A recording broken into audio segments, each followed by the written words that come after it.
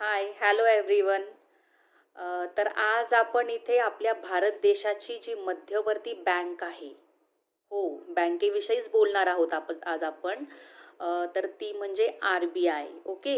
तर RBIचा फुल फॉर्म काय आहे हा आपल्याला माहिती आहे सगळ्यांना, रिझर्व्ह बँक ऑफ इंडिया. तर ज्याप्रमाणे आपल्या या भारत देशाची मध्यवर्ती बँक RBI ही निवडून दिलेली आहे, त्याचप्रमाणे इतर देशांच्याही त्या त्या देशांच्या या अशा मध्यवर्ती बँका स्थापन केल्या गेल्या आहेत. ओके. तर आपल्या भारत देशाची ही जी RBI आहे हिची स्थापना केव्हा झाली आहे, तर 1 एप्रिल 1935 रोजी. ओके. 1935 म्हणजेच काय, तर त्यावेळेला आपला भारत देश स्वतंत्रही झालेला नव्हता. ओके. भारत देश स्वतंत्र होण्याआधीच ही जी आपली रिझर्व्ह बँक आहे तिची स्थापना केली गेली होती.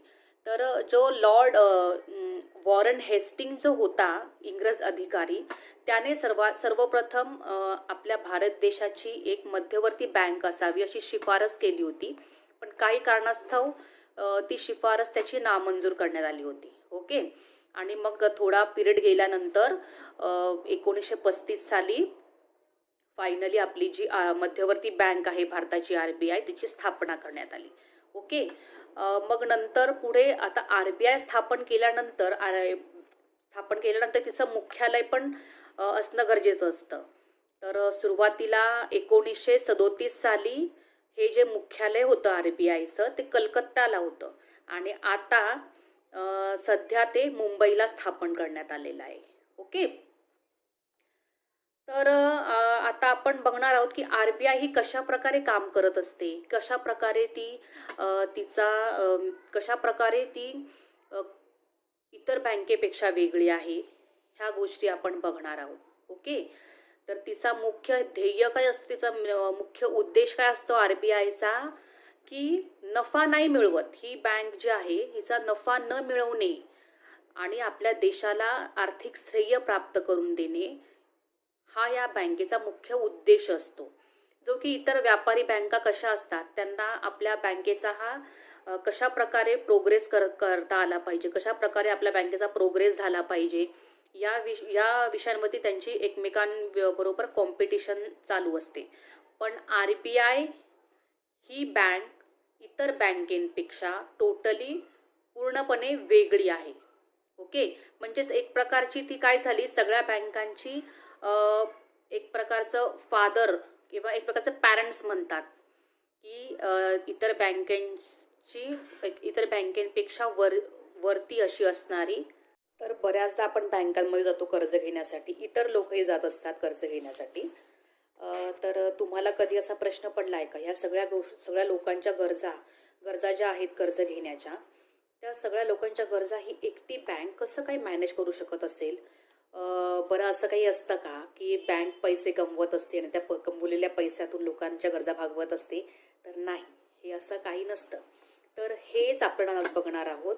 तर बँक काय करत असते जेव्हा आपल्याला कर्जाची गरज असते. ओके.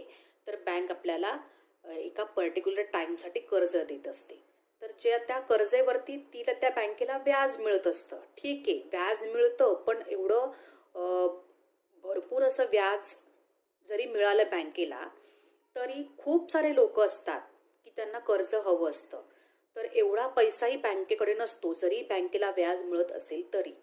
मग ज्या वेळेला बँकेला असं वाटतं की आता आपला बँकेचा जो पैसा आहे तो आता आपल्याला अपुरा पडत आहे लोकांच्या गरजा भागवण्यासाठी, त्यावेळेला बँक काय करते, ज्याप्रमाणे आपल्याला गरज असते कर्जाची, त्याचप्रमाणे बँकांनाही गरज असते कर्ज घेण्याची. तर मग या बँका कोणाकडून कर्ज घेतात? एकमेकांकडून कर्ज घेतात का? त्या नाही. तर त्या बँका या डायरेक्ट आपल्या RBI कडून, आपल्या देशाच्या मध्यवर्ती बँक रिझर्व्ह बँकेकडून कर्ज घेत असतात, कर्जाची मागणी करत असतात. मग तेव्हा RBI ज्या व्याज दराने कर्ज देईल त्या बँकांना, त्याच व्याजदराने ती बँक आपल्यापर्यंत कर्ज देत असते. ओके. म्हणजे आपल्याला कर्ज पुरवत असते.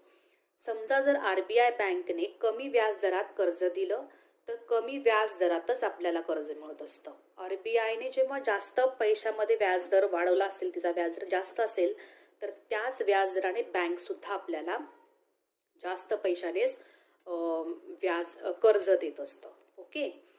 तर आपण बहुतेक वेळा असं ऐकतो की मार्केटमध्ये पैसा नाही आहे, बाजारामध्ये मंदी चालू आहे. तर यावेळेला काय असतं की लोकांकडे पैसा नसतो पुरेसा. तर त्यावेळेला पैसे कुठून येतात आपल्या मार्केटमध्ये? तर RBI कडे या सगळ्या गोष्टींचा काय असतो, रेकॉर्ड ठेवलेला असतो. मग RBIला सांगितलं जातं की आपल्या मार्केटमधला पैसा हा कमी होत चाललाय. तर गरजेप्रमाणे RBI काय करत असते? गरजेप्रमाणे RBI ही पैशाची निर्मिती, प्रोडक्शन ऑफ मनी करत असते. आणि प्रोडक्शन ऑफ मनी RBI काय करत असतं? 2 प्रकारचं धोरण राबवत असतं. पहिलं म्हणजे स्वस्त पैशाचं धोरण आणि दुसरं महाग पैशाचं धोरण. ओके. तर स्वस्त पैशाचं धोरण केव्हा राबवत असते RBI? जेव्हा मार्केटमध्ये पैशाचा फ्लो जो असतो तो कमी असतो, त्यावेळेला स्वस्त पैशाचं धोरण राबवत असते. आणि महाग पैशाचं ज्या वेळेला मार्केटमध्ये पैशाची जी तरलता आहे ती जास्त असते, पैसा हा भरपूर असतो, त्यावेळेला ती महाग पैशाचं धोरण राबवत असते.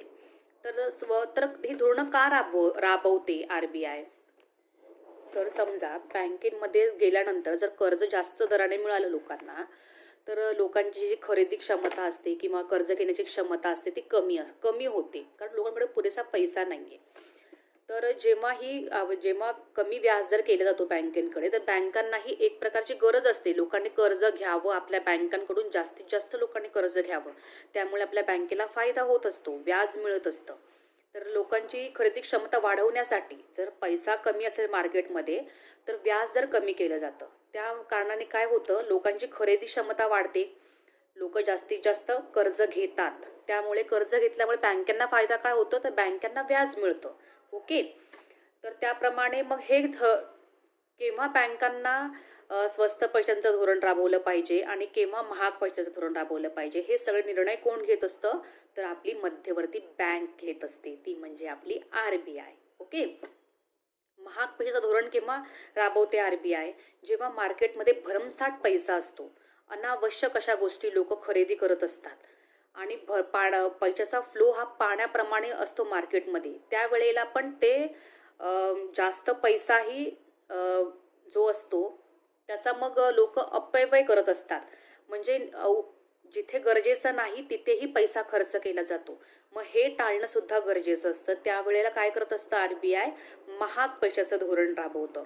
तसं केल्यावरती काय होतं, तर लोकांची जी खरेदी क्षमता असते, अनावश्यक गोष्टी खरेदी करतात, ती कमी होते. जिथे आपल्याला गरजच नाहीये अशा गोष्टी, ऐशो आरामासारख्या की ज्या नाही नसल्या काही फरक पडत नाही, ती खरेदी करण्याची क्षमता जी वाढलेली असते पैसा जास्त असल्यानंतर मार्केटमध्ये, ती कमी होते. ओके. म्हणजे पैशाचा हा जो अपव्यय होत असतो, दुरुपयोग होत असतो पैशाचा लोकांकडून कळत न कळत, तो कसा होतो, कंट्रोलमध्ये आणला जातो. तर हे 2 प्रकारचे धोरण RBI राबवत असते. ओके. आता आपण बँक रेट आणि बिल ऑफ एक्सचेंज या 2 गोष्टी बघणार आहोत. ओके. तर समजा 2 फ्रेंड्स आहेत, A आणि B. ओके. तर B हा काय आहे, Aची गरज Bला जे कर्ज हवंय, Aला जे कर्ज हवंय, त्याची गरज पूर्ण करण्यासाठी B हा कसा आहे, परफेक्ट आहे. ओके. तर B काय करतो, बिल ऑफ एक्सचेंज आणतो आणि बिल ऑफ एक्सचेंजमध्ये जी काही माहिती असते, फॉर्मॅलिटीज असते की किती महिन्यांकरता मी पैसे देणार आहे Aला, या सगळ्या गोष्टी फिल करून घेतो. आणि मग काय होतं, A जो आहे तो या सगळ्या जो बिल ऑफ एक्सचेंज आहे, ज्या फॉर्मॅलिटीज आहेत, तो ॲक्सेप्ट करतो. ओके. आणि समजा ही रक्कम दिल्यानंतर, Bने Aला दिल्यानंतर जे बिल ऑफ एक्सचेंज असतं ते कोणाकडे राहील, Bकडे. आणि Bने हे दिल्यानंतर त्याला इमर्जन्सी अशी एखादी काही गोष्ट घडली की त्याला इमर्जन्सी पैसे हवेत आणि ते पैसे तर आपण Aला दिलेले आहेत, तर अशा वेळेला तो काय करतो, तर B काय करतो, बँकेकडे जातो. समजा 10 लाख रुपये असतील, तर जे बिल ऑफ एक्सचेंज आहे 10 लाख रुपयाचं, ते बँकेकडे घेऊन जातो. कोण, B. ओके.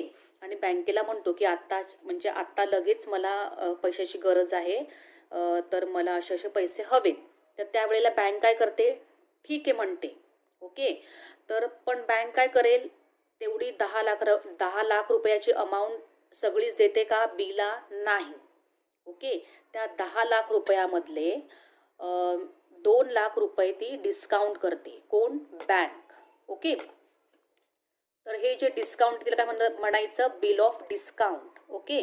मग ती म्हणते बीला की 10 लाख रुपयांची गरज आहे, पण आम्ही 8च लाख रुपये तुम्हाला देऊ शकतो. 2 लाख रुपये जी अमाऊंट आहे ती काय राहील? बिल ऑफ डिस्काउंट राहील. ओके. म्हणजेच तो जो 3 महिन्यानंतर तुम्हाला जे बिल तुमचं घ्यायचं आहे ए कडून. ओके. तर ते तुम्ही 3 महिन्यानंतर घेऊ शकता आणि हे 3 महिन्यावरचा जो रेट ऑफ इंटरेस्ट असतो तो बँकेचा आहे असं ठरवून 2 लाख रुपये बँक स्वतःकडे ठेवत असते. ओके. तर मग जे हे 2 लाख रुपये बँक ठेवत असते, मग 3 महिन्याकरता ही जी व्यापारी बँक असते ती पण म्हणते की ठीक आहे, आता 3 महिने बसण्यापेक्षा आपणही आपला फायदा थोडाफार बघू. आणि मग ती काय करते? RBIकडे ते बिल ऑफ एक्सचेंज घेऊन जाते. ओके. जे की बीने दिलेलं असतं कोणाला? व्यापारी बँकेला. तर ही व्यापारी बँक हे बिल ऑफ एक्सचेंज असतं 10 लाख रुपयाचं. ऑलरेडी त्याच्यावरती 2 लाख इंटरेस्ट ह्या व्यापारी बँकेने घेतलेला असतो, तिला मिळालेला असतो. आणि हे बिल ऑफ एक्सचेंज घेऊन RBIकडे जाते. तेव्हा RBI ही काय करते? ते ॲक्सेप्ट करते आणि मग RBI काय करते? 10 लाखाचे 9 लाख रुपये देते. कुणाला? बीला. तर मग हे 1 लाख रुपये त्या बँकेचा RBIचा काय असतो? Bill of discount. अशा प्रत्येक बँकांचा बिल ऑफ डिस्काउंट हा रेट ठरलेला असतो. ओके. तर ज्या प्रकारे ह्या व्यापारी बँकाने 2 लाख रुपये हा डिस्काउंट केले होते, तर RBIने त्याच 10 लाखावरती 1 लाख डिस्काउंट करून 9 लाख रुपये ही कुणाला देते? तर व्यापारी बँकेला देते. म्हणजे अशा प्रकारे त्या बँकेला फायदा 2 लाख रुपये त्या बीकडून मिळालेले आणि 1 लाख रुपये RBIकडून मिळालेले. तर अशा प्रकारे हा फायदा ह्या व्यापारी बँकांना होत असतो. तर हा व्यापारी बँकांना फायदा केव्हा होईल? जेव्हा लोकांनी कर्ज घेतील, जेव्हा लोक कर्ज घेतील त्याच वेळेला ह्या बँकांना काय होत असतो? फायदा होत असतो. ओके. अशा प्रकारे आपली देशाची जी चलन व्यवस्था आहे ती आपल्या मध्यवर्ती बँकेवरती अवलंबून असते, डिपेंड असते. ती मध्यवर्ती बँक म्हणजेच आपली RBI. तर पैसे कशा प्रकारे मार्केटमध्ये आणायचे, कधी आणायचे, बरं जास्त पैसे राहिल्यानंतर कसे ते बॅलन्स ठेवायचे, कसे त्याच्यामध्ये नियंत्रण आणायचं, तर ह्या सगळ्या गोष्टी कोण करत असतं? RBI करत असते. पैशाची निर्मितीसुद्धा कोण करत असते? तर RBI करत असते. RBIने सांगितल्याप्रमाणे काय होत असतं? पैशाची निर्मिती होत असते. जेव्हा गरज असते तेव्हा RBI ते पैशांचं प्रोडक्शन करत असते. तर ह्या सगळ्या गोष्टी काय असतात? सामान्य लोकांना, आपल्यासारख्या लोकांना माहिती नसतात. तर आजचा व्हिडिओ हा कसा वाटला, आजची माहिती कशी वाटली हे नक्कीच कमेंट्समध्ये सांगा आणि आपल्या चॅनलला सबस्क्राईब करा. Thank you very much.